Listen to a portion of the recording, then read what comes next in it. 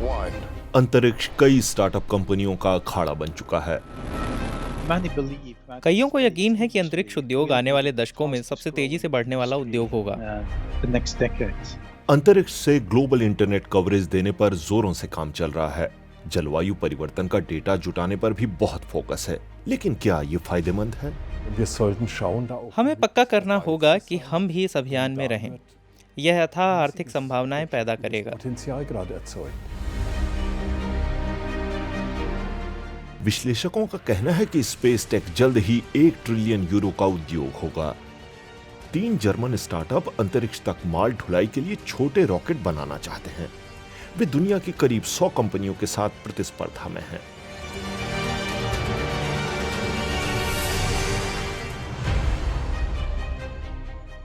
दक्षिणी जर्मनी की ये रॉकेट फैक्ट्री 30 लाख यूरो की सस्ती उड़ान मुहैया कराना चाहती है।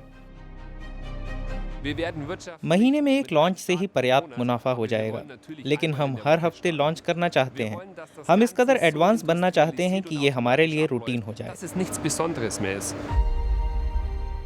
रॉकेटों को हर लिहाज से टेस्ट करना जरूरी है। इंजीनियरों ने इस रॉकेट को बहुत ही ठंडी लिक्विड नाइट्रोजन से भरा है। वे देखना चाहते हैं कि ये कितना दबाव झेल सकता है।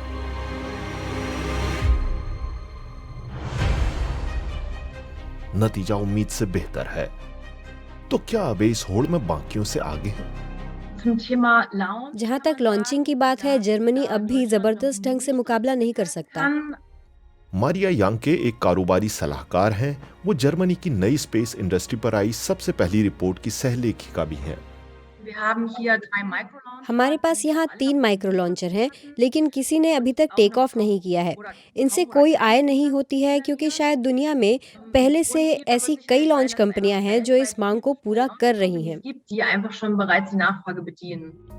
जर्मन स्पेस टेक कंपनियां सैटेलाइट टेक्निक पर नजर लगाए बैठी हैं, लेकिन अंतर्राष्ट्रीय प्रतिस्पर्धा तो वहां भी है।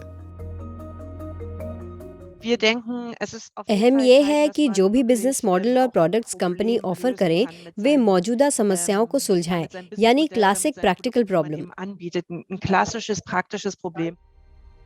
नीना स्टारी भी नई स्पेस इंडस्ट्री रिपोर्ट की सहलेखिका हैं। ग्राहकों के लिए ये अहम नहीं है कि उनका डेटा या सॉल्यूशंस अंतरिक्ष से आ रहे हैं। अहम ये है कि क्या इसमें आर्थिक लाभ है। German startup smart small satellite system ये फायदा देता है। माइक्रो कंप्यूटर्स उनके क्यूब सेट्स को ज्यादा इंटेलिजेंट बनाते हैं। इससे सटीक अलाइनमेंट मुमकिन होता है। मिनिएचर्ड इलेक्ट्रॉनिक्स हमें आगे बढ़ा रही है। सैटेलाइट्स छोटे जरूर हो रहे हैं, लेकिन इसका मतलब ये नहीं कि वे कम ताकतवर हैं। छोटे आकार का मतलब है कि हम समान लागत में ज़्यादा से ज़्यादा सैटेलाइटों को अंतरिक्ष में पहुंचा सकते हैं। छोटे सैटेलाइट्स को आधारभूत पुर्जों की मदद से कंप्यूटर की तरह असेंबल किया जाता है। इससे बड़े पैमाने पर प्रोडक्शन और पार्ट्स बदलने में भी आसानी होती है।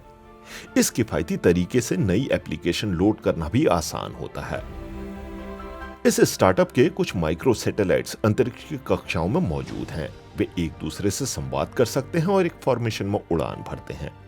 सटीक दूरी और ऊंचाई की मदद से वे ज्वालामुखी के गुबार का सटीक सर्वे कर सकते हैं। विमानन उद्योग के लिए यह जानकारी अहम है। पूरा यूरोप अंतरिक्ष अभियानों के एक नए युग के लिए खुद को तैयार कर रहा है, लेकिन सब कुछ योजना मुताबिक नहीं हो रहा है। नॉर्वे इसी साल छोटे रॉकेटों के लिए एक नया स्पेस पोर्ट शुरू करने की उम्मीद कर रहा है।